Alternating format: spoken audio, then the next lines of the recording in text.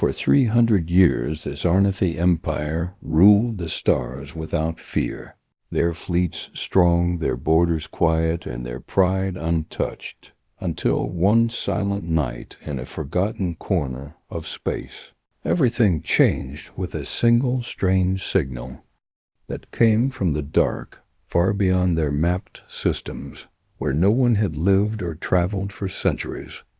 And inside the cold metal walls of listening post Theta 12, a young technician named Relva sat watching endless data scroll across her screen, half asleep until her monitor blinked red, a warning she had never seen before, something ancient, an unknown trying to speak through the silence.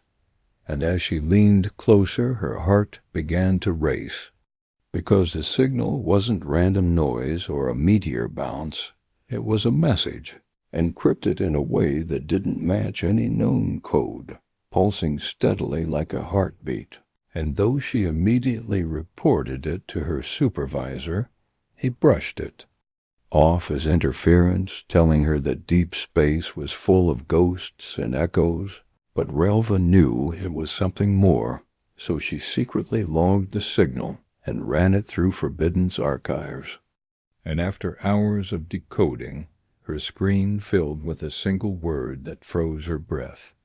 SOL, a name no one in the Empire had spoken in generations, a name from legend, from a world said to have burned in the early days of conquest, a world called Earth. And even before she could decide what to do next, the power in her station flickered, systems blinked, and then stabilizers groaned as something massive entered orbit, something that didn't appear on their sensors until it was already there, just outside the station's viewing dome.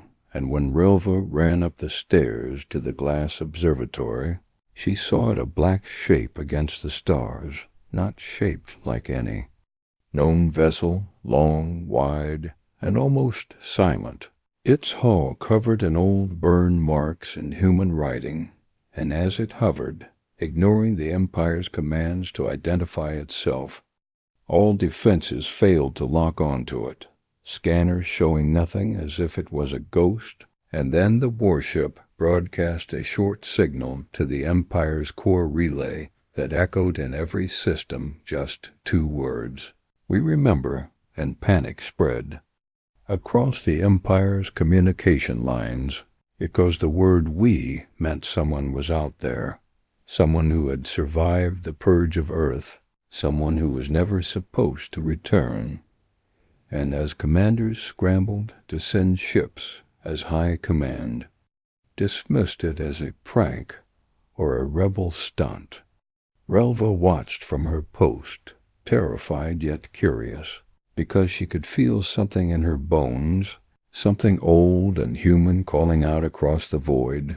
And when the first 3 destroyers were sent to intercept the unknown vessel, the feed from their bridges went black within seconds of contact. No explosion, no sound, just silence, and the warship remained, unmoving and unreadable, like it was waiting.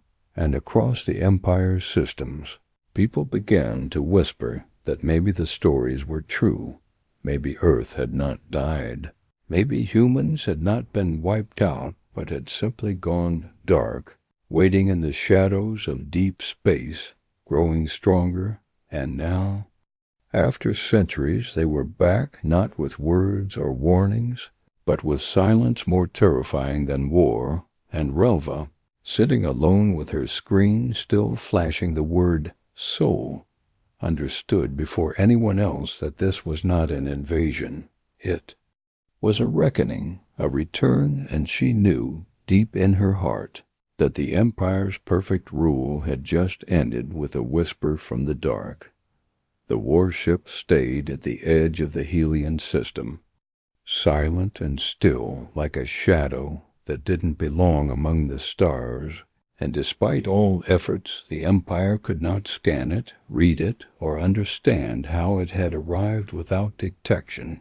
and the name carved into its old metal skin, Soul Remembers, gave more fear than answers, because no one alive remembered what soul truly meant, only that it was tied to a forgotten race, a race the Empire claimed had vanished long ago.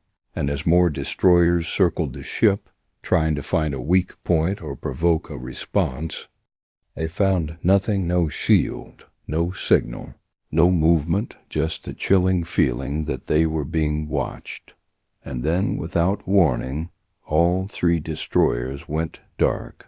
Not destroyed, not damaged, just off like the stars around them had swallowed their light. And inside the command halls of the Empire's capital, leaders argued in fear and disbelief, calling it an illusion or a trick, but deep down they knew they were facing something beyond.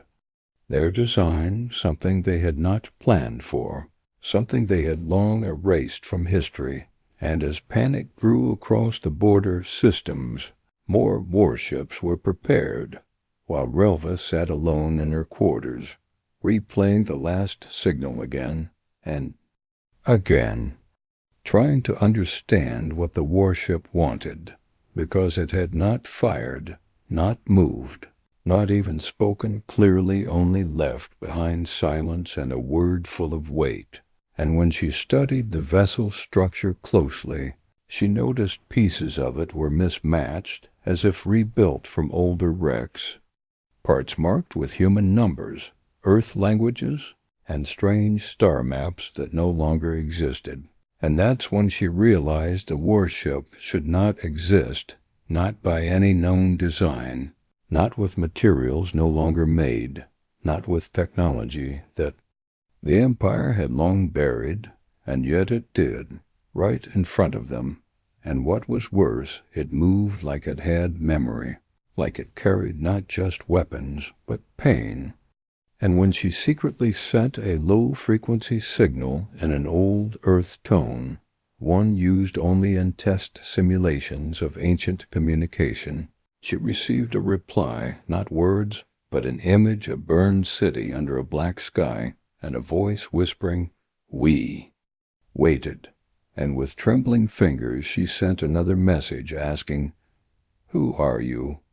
But all she got back was static.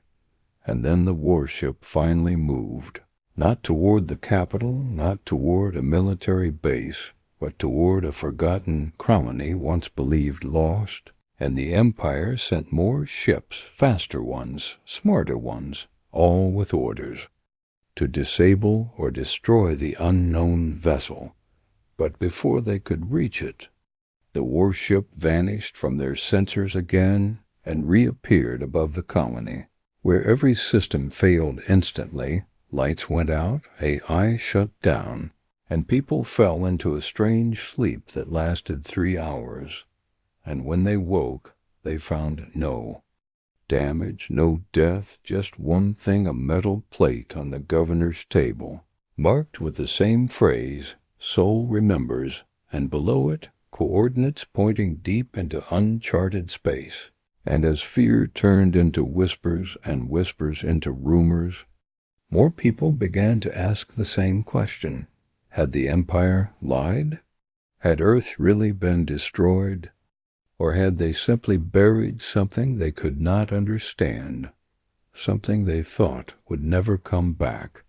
And as the warship vanished again into the black, ignoring all calls and threats, Relva knew this was not a weapon. They were looking at a message with engines, a story wrapped in steel, and the more they chased it, the more it revealed that the truth had not died with Earth.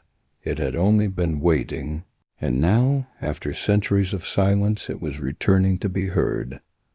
Relva stood in the center of the high chamber, the air heavy with fear and silence, as the Emperor's inner circle watched the rotating image of the warship above the colony world, its black hull still unreadable, still untouched, and still refusing every offer of peace or surrender. And after the strange shutdown of the colony and the metal plate marked "Soul Remembers," the Empire had no choice but to acknowledge the threat, even though it did not behave like one. And in a risky attempt to understand, they sent an envoy shuttle toward the mysterious ship. Unarmed, with lights on and no hidden tech, just 3 diplomats on board hoping to speak. But as the shuttle returned without a scratch, it brought no crew back, only a floating black sphere sealed inside a glass case. And when opened, it projected a soft blue light that grew into a full 3D image. A hologram of people-humans, unmistakably so, wearing old uniforms, standing tall, silent, and still, their faces aged, marked by time and war, their expressions empty but calm, and they didn't speak, didn't blink, just stood there like statues trapped in time. And the longer the Empire's scientists studied the image, the more questions they found, because the crew didn't look like A is, didn't move like ghosts, and didn't register as living or digital. They were something else, something in between. And Relva watched the footage again and again, drawn to the eyes of the captain, a man with gray hair, a scar across his jaw, and a stare that looked right through the lens, right through time, and it chilled her, because those eyes held memory, sorrow, and a message that hadn't been spoken yet. And then the warship sent another signal, a slow and strange whisper, broken and soft, almost human, almost lost, saying, "You burned our sky? We remember," and all over the outer colonies. Strange things began to happen. Empire stations went offline. Satellites stopped spinning, lights flickered, and stars in certain sectors simply vanished from sensors like they had never existed. And panic spread as commanders feared a weapon they could not see. But Relva believed it was not an attack, it was a search, and whatever the warship wanted, it had to do with something the Empire had hidden or destroyed long ago. And when she searched the oldest files, hidden under layers of classified walls, she found fragments of a project called Silent Eden, a mission that took place nearly 700 years ago, and the names listed in that file matched the ones she had seen on the holograms, including the gray-haired captain, and the file ended with one final entry, mission failure status, lost, and no record of what happened next. And when she brought the file to the council, they dismissed it as myth, but Relva couldn't let go, because this ghost crew wasn't just drifting through space. They were coming back on purpose, carrying a truth too heavy to die. And as the warship reappeared again, now above a deep space archive center, it didn't fire, didn't speak, just hovered. And then, without touching anything, every computer inside the archive turned on and began to show human faces, old logs, and a repeating phrase in human English. "You remember us?" And across the galaxy, people began to ask the same thing. Who were they? Where did they go? And what did the Empire do to them? And Relva knew then that the warship had not come for war. It had come to wake memory. And the longer the Empire pretended to forget, the more the silence grew louder, like a storm made of ghosts. And in that silence, a single truth waited to rise. Relva stood before the sealed council doors, her hands cold and her thoughts racing, because she knew she was running out of time and chances, and though no one in the Empire believed her warnings, she had seen the pattern, the quiet steps of the warship moving through forgotten systems, each visit waking something old, something buried. And now, with the outer colonies falling silent one by one, Not through war, but through power loss, confusion, and fear. She had to act. So she hacked into the secure communication network and sent a message not as a soldier or scientist, but as a human being, asking the warship one simple question: why now? And waited, heart pounding, while others around her panicked and scrambled for answers. And just before dawn, her screen lit up with a soft pulse, and a reply came in the form of coordinates, pointing to a hidden vault under the Empire's oldest moon base, a place thought sealed and forgotten, and with no time to wait for approval. She flew there alone, using stolen codes, entering halls covered in dust and shadow, and at the center of that cold place, she found it a black cube, humming faintly, resting in a room with no name. And when she touched it, the cube opened, revealing a glowing sphere made of crystal and light, and a quiet voice spoke from within, tired but steady, saying, "You found our memory." And images began to play around her Earth, burning under a red sky, ships leaving through broken space, a last colony drifting far beyond the stars, a crew that chose exile over death, building a new life in the void, and then betrayal Empire's ships arriving. Promises made, then shots fired, the colony torn apart, and only one ship surviving, carrying the last of the old humans, escaping with one goal to never be forgotten. And tears filled Relva's eyes as she watched the truth unfold, not as myth, but as memory recorded in pain. And she realized then that the warship wasn't seeking revenge. It was seeking a witness, someone to remember, someone to understand. And when she returned to the capital with the core in hand, they tried to silence her. But it was too late, because the warship had already appeared above the capital moon, quiet and unmoving, casting a long shadow that silenced even the bravest voices. And for 6 minutes the entire moon went dark, lights, ships, power, everything, then came back on like nothing had happened. Except for one change. Every screen now showed the faces of the lost crew, each name written beside a star that no longer existed. And in the Emperor's private chamber, the cube glowed on his desk, open, showing a file labeled "The Last Order," untouched for 7 centuries. And inside it was not a command or a threat, but a journal written by the human captain whose face had haunted Relva since the first image, and his words were clear. "We did not come for war. We came to be remembered. We came so the silence would not win." And as Relva stood in the great hall, the warship overhead, and the truth finally exposed, she knew everything had changed, not because of power or weapons, but because memory had returned, and it could not be erased again. The warship floated above the capital moon like a silent guardian, casting a cold shadow over the towers below, while across the Empire people watched in fear and awe, no longer sure if they were looking at an enemy or something far greater. And inside the great hall, the Emperor stood still, holding the small black cube in his hands, reading the last lines of the journal that had shattered centuries of lies, his face pale as the truth soaked into the air. And Relva, standing nearby, could feel the weight of it, too, the words of the forgotten human captain, full of sorrow, hope and love, not hatred, not revenge, just a deep longing to be remembered.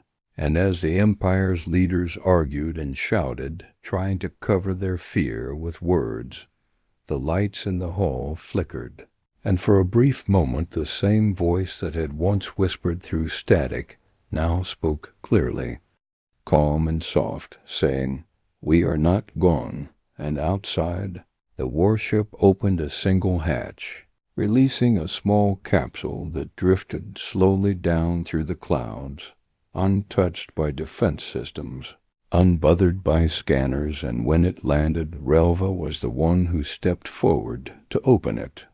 Heart racing, hands shaking, and inside was something simple, a letter, handwritten on worn paper, something ancient and deeply human, and the words read, "To the ones who forgot us, we forgive you. To the ones who remember, we thank you. We are not your ghosts, we are your brothers and sisters. We waited not for war, but for peace." And beside the letter was a star map showing a path to a far system, deep in uncharted space, marked only with one name, Eidolon, and suddenly the meaning of everything became clear. The warship was not just a message, not just a warning, but a doorway to something more, a new beginning, a second chance for a truth the Empire had tried to erase. And as Relva held the letter close, tears in her eyes, she turned to the Emperor and said, "We must go," because she knew now that somewhere out there, the descendants of Earth had survived, lived, and waited, and they had not sent a weapon to destroy, but a ship to guide, a memory to heal what had been broken. And though the Empire had ruled with silence, it was the quiet truth of a waiting heart that had defeated them. And as the great warship turned slowly in the sky and drifted away without firing a single shot, the people below finally understood they had not been visited by ghosts or enemies, but by the strength of those who had refused to disappear.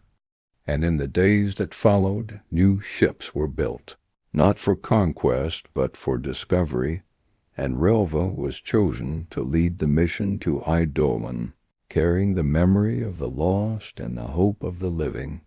And as she looked out the window of her vessel, watching the stars ahead, she whispered the words written long ago in the journal of the last captain of Earth, words now carried by all who dared to remember.